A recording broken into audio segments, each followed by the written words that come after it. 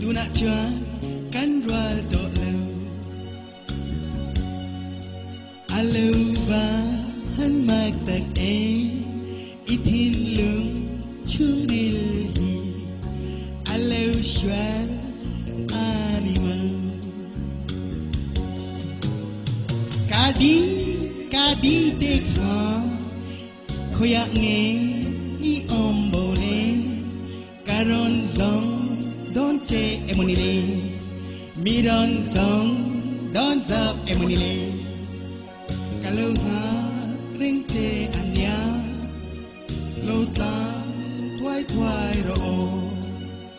kadi dekha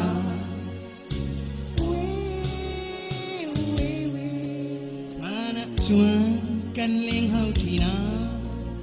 tu na chuan kan leng hau lau karil ru alo wana emi katin lung chung ril hi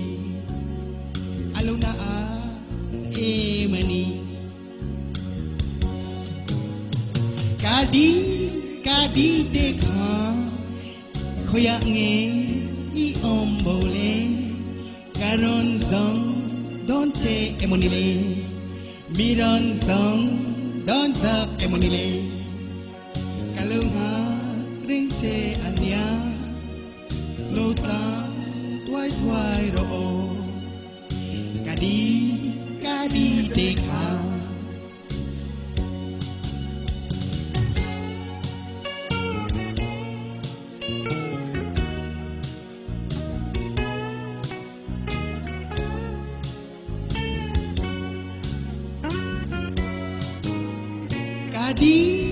kadi dekha khoya nge I ombole karon zong